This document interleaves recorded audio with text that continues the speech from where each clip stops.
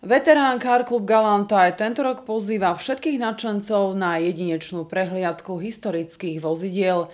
Obyvatelia toto podujatie z minulých rokov poznajú pod názvom Galantský ovál. Keďže ale Galanta už dlhodobo nefiguruje v harmonograme spanilej jazdy, z názvu vypadol prívlastok Galantský. Ovál 2017 odštartuje v sobotu 5. augusta z námestia Svätej Trojice v Šali.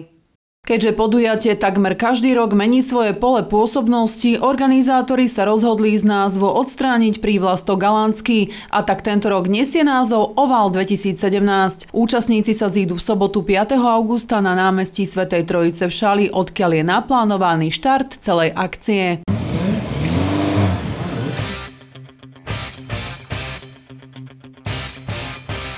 Zo Šale pokračujeme do Nitry, do Slovenského poľnohospodárskeho múzea. Tu sme pripravili pre našich účastníkov prehliadku samotného múzea a po obede sa vypravíme do Seredi. Tam by mali doraziť približne o 15. hodine a zdržia sa asi hodinku.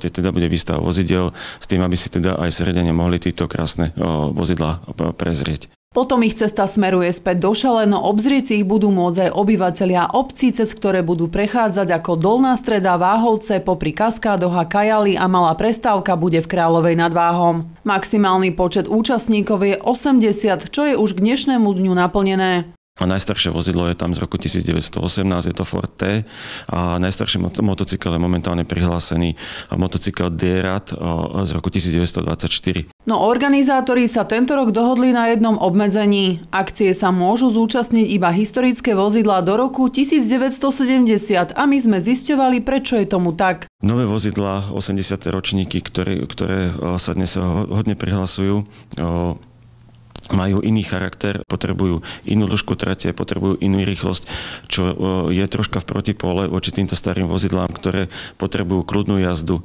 v kolóne 60-kou. No tak ako každý rok, aj tento raz si účastníci oválu okrem zážitkov zo spanilej jazdy odnesú domov aj niečo navyše. Pre všetkých účastníkov, pre všetky posádky spomienkové predmety, ktoré teda venovali mesta Sereď, Šala. Týmto by som chcel pozvať nie len teda účastníkov, ale aj divákov okolo trate na námestia, aby nás došli podporiť, aby nám došli zakývať.